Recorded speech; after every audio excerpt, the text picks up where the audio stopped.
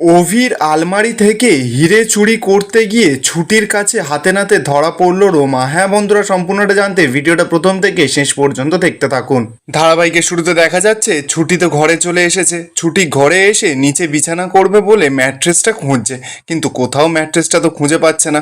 অভি তখন ছুটিকে বলছে, কি ম্যাট্রেসটা খুঁজছেন নাকি? ছুটি দেবার বুঝতে পেরেছে অভির ধান্দাটা, তখন অভিকে বলছে যে আপনি আমার ম্যাট্রেসটা তাহলে সরিয়েছেন তাই না? আপনি কিন্তু ওই ম্যাট্রেসটা কেনার জন্য আমার স্যালারি থেকে টাকা কেটে নিয়েছেন, তাহলে আমার রক্ত জল করার টাকা নিয়ে আপনি সরিয়ে দিয়েছেন কেন ম্যাট্রেসটা? অভি তো তখন এই ছুটির কথা শুনে ছুটিকে বলছে, এই এক সেকেন্ড, রক্ত জল করা পয়সা মানে অফিসে আসেন কোনোদিনও কাজ করতে? আর একটা কথা দেখুন, বাবা কিন্তু একবার আমাদের দুজনকে আলাদাভাবে শুতে দেখে নিয়েছে, আমি আর একদম কোনো রিস্ক নিতে পারবো না। মানে আমাদের এখন একটাই কাজ করতে হবে, সেটা হচ্ছে যে এক খাটে দুজনকে একসঙ্গে শুতে হবে। ছুটি তো কথাটা শুনেই সরাসরি পুরো না করে দেয়, বলছে না না, এটা অসম্ভব, একেবারে এটা হবে না, আমি দরকার পড়লে দরজাটা ভালো করে বন্ধ করে দেবো, তাও আমি শোবো না। অভি তো এবার সরাসরি ছুটিকে বলছে, আমি না আর কাউকে বিশ্বাস করতে পারছি না। আপনি যদি দরজা বন্ধ করে রাখেন ওরা জানলা দিয়ে দেখবে, আর যদি আপনি জানলাও বন্ধ করে রাখেন তাহলে না ওরা ঘরে ক্যামেরা ফিট করে রাখবে, আর সেই ক্যামেরাটা পরে দেখবে, দেখে আমাকে রাগাবে। না না, আমি আর কোনো রিস্ক নিতে পারবো না। অভি তো বারবার করে অভিকে তুতলে তুতলে বলছে যে না না, আমি আপনাকে একদম ভরসা করি না, আমি আপনার সঙ্গে এক খাটে শুতেই পারবো না। অভিতে এবার সরাসরি ছুটিকে বলছে, দেখুন আর কিন্তু 5টা মাত্র ভুল হলেই না আপনার নম্বরটা কিন্তু পুরো কাটা যাবে। ছুটিতে তখন অভিকে বলছে যে না না, আমি আপনার সঙ্গে শুতেই পারবো না, আমি দরকার পড়লে দাঁড়িয়ে দাঁড়িয়ে ঘুমাবো। অভি তখন জানাচ্ছে, সে আপনি দাঁড়িয়ে দাঁড়িয়ে ঘুমাতেই পারেন, কিন্তু আপনি তো আমার বিরুদ্ধে আবার টিম গঠন করেছেন, ওই শিখাকে যোগ করেছেন, মাকে যোগ করেছেন, আবার ইন্দ্রকেও যোগ করেছেন। আপনার যদি এবার দাঁড়িয়ে দাঁড়িয়ে থেকে পা ব্যথা হয়, তারপর ওরা তো আবার ন্যাকামো করতে ছুটে আসবে, তারপর আপনি ন্যাকামো করে আবার অফিসেও যাবেন না, অফিস বন্ধ করবেন, তারপর সেই ভুলের জন্য আমি আপনার নম্বরটা কাটবো, দেখি আপনি কি করেন। ছুটিতে এবার অভির কথা শুনে খুব রেগে যায়, অভির কাছে গিয়ে বলছে, আপনি না একেবারে ঝুমকির থেকেও খুব খারাপ মানুষ, আপনাকে ওই ঝুমকির ঘাড়ি ঝুলিয়ে দেওয়াটা সব থেকে ভালো ছিল। অভি তখন ছুটিকে জানাচ্ছে যে আমি আমার কথাটা বলে দিলাম, এবার আপনি কি করবেন করুন। এই বলেই তো অভি চাদর মুড়ি দিয়ে শুয়ে পড়ে।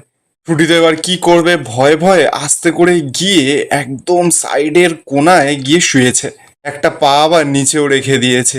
অভি তো এবার সেটা উঁকি মেরে দেখেই ছুটিকে বলছে যে আমি না আমাদের গাছের বাঁদুরকে এইভাবে ঝুলে ঘুমাতে দেখেছিলাম। ছুটি তখন রেগে মেগে অভিকে বলছে, দেখুন আমি কিন্তু এইভাবেই ঘুমাই, ঠিক আছে? অভি এবার কি বলবে, অভি তো আর কিছুই বলে না। ছুটি এবার দেখা যাচ্ছে এতটা ধারে শুয়েছে যে খাট থেকে ধড়াস করে নিচে পড়ে গেছে। ও তো খুব লেগেছে, এবার আউ করছে। ঠিক তখনই তো এবার অভি ছুটির কাছে যায়, গিয়ে বলছে যে কেমন লাগছে নিচে শুয়ে? আপনার পক্ষে না একদম বেশ হয়েছে, আপনি পড়ে গেছেন ঠিক হয়েছে। আর শুনুন, আমিও না অনেক কষ্ট করে আপনার সঙ্গে বিছানাটা শেয়ার করছি, আমার কোনো ইচ্ছা নেই আমার বিছানা অন্য কারোর সঙ্গে শেয়ার করার। আপনি যা খুশি তাই করুন তো। এই বলেই তো অভি আবারও শুতে চলে যায়। ছুটি এবার কি করবে, ওকে তো ঘুমাতেই হবে, তাই ড্রেসিং টেবিলের সামনে থেকে একটা বড় সূঁচ নিয়েছে, হাতে করে নিয়ে বলছে যে কাছে এলেই ফুটিয়ে দেবো। ছুটিতে এবার বিছানায় গেছে, গিয়ে সমস্ত বালিশগুলো সব সাইডে দিয়ে নিয়েছে। অভি তো এবার সেটা দেখে ছুটিকে বলছে, এবার আপনার শান্তি হয়েছে, এবার ঘুমান নিন। ছুটিতে এদিকে গজগজ করেই যাচ্ছে, মনে মনে বলছে যে আপনি যাই বলুন না কেন, আমি না এই খ্যাঁক শিয়ালের সঙ্গে ঘুমাতে পারবোই না এক বিছানাতে, আমার তো ঘুমালেই সমস্ত কিছু গন্ডগোল হয়ে যায়। ছুটিতে এবার ঠিক করে নেয় যে ও সারা রাত বসে বসেই ঘুমিয়ে কাটিয়ে দেবে। তো এবার দেখা যাচ্ছে পরের দিন সকাল হয়ে গেছে। এবার পরের দিন সকালবেলা আমরা দেখতে পাচ্ছি যে অভি আর ছুটি তো পুরো কাছাকাছি চলে এসেছে। ছুটি পুরোপুরি অভির বুকে মাথা রেখে অভির গায়ের ওপরে পা তুলে ঘুমাচ্ছে। এবার দুজনের তো হঠাৎ করে ঘুম ভেঙে গেছে, দুজন দুজনের এতটা কাছে এসে গেছে দেখে আস্তে আস্তে করে দুজনে দুজনের থেকে দূরে সরে যায়। দুজনে তো এবার খুব লজ্জা পাচ্ছে। ছুটিতে এবার মনে মনে বলছে যে ইস বাবা, আমি যে কি লজ্জা, আমি মুখই দেখাতে পারছি না, এটা আমি এখন কি করে ফেললাম। আর জগন্নাথ দেব সকাল সকাল পুজোর দিনে এরকম ঘটনা ঘটালো। ছুটিতে এবার কি করবে, ওখান থেকে সুরসুর করে কেটে পড়ে। অভি তো এবার আয়নার দিকে তাকাতেই দেখতে পাচ্ছে যে ওর ঘাড়ে লিপস্টিকের দাগ রয়েছে।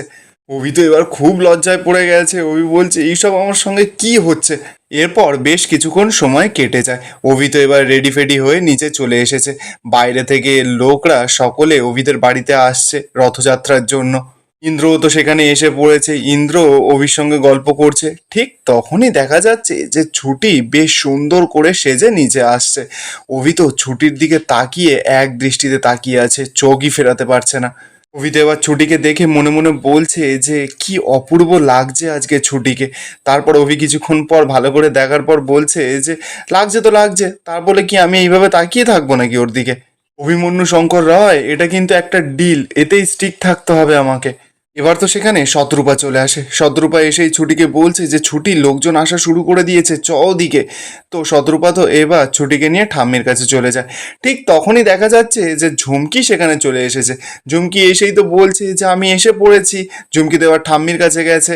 অভি তো এবার সেই সুযোগে ঝুমকিকে রাগাবে বলে ছুটির পাশে গেছে। ছুটির পাশে দাঁড়িয়ে বলছে যে এই নবদম্পতির তরফ থেকে আপনাকে স্বাগত জানাই ঝুমকি ম্যাডাম।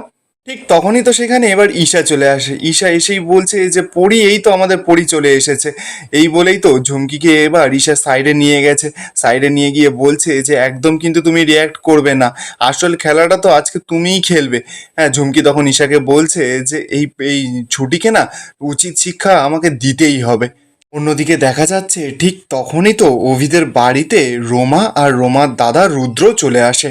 ছুটি আর অভি তো রোমা আর রুদ্রকে দেখে পুরো চমকে গেছে। আর অন্যদিকে বাড়ির সকলে তো বেশ খুশি। এদিকে ছুটি তো রোমা আর ইন্দ্রকে দেখে পুরো রেগে লাল হয়ে গেছে। এবার যখনই ওদেরকে কিছু একটা বলতে যাবে, অভি তো সঙ্গে সঙ্গে ছুটির হাতটা ধরে নেয়, নিয়ে বলছে একদম মাথা গরম নয়, মাথাটা ঠান্ডা। এদিকে দেখা যাচ্ছে জয় তো রোমা আর রোমার দাদা রুদ্রকে ভেতরে নিয়ে গিয়ে বসায়।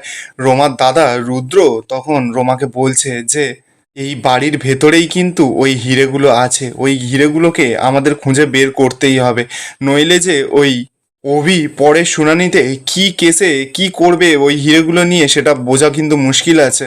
কিন্তু হিরেগুলো কোথায় থাকতে পারে বলতো? অপরদিকে দেখা যাচ্ছে যে ইন্দ্রর কাছে তো ছুটে গেছে, ইন্দ্র তো খুব হেঁচকি তুলছে। অভি তো এদিকে ছুটিকে বলছে যে আমাদের কিন্তু রাগারাগি করলে একদম চলবে না। ওরা যদি হিরেগুলো চুরি করতেও আসে তাহলেও কিন্তু আমাদের চোখ কান একদম খোলা রাখতে হবে। আর এখানেই আজকের এপিসোডটা শেষ হয়ে যায়। আপনাদের কি মনে হচ্ছে, অভি আর ছুটি মিলে কি রোমা আর রোমার দাদাকে হাতে নাতে ধরতে পারবে? কমেন্টে আপনাদের মতামতটা অবশ্যই জানাবেন। আর ভিডিওটা ভালো লেগে থাকলে চ্যানেলটা সাবস্ক্রাইব করে যাবেন।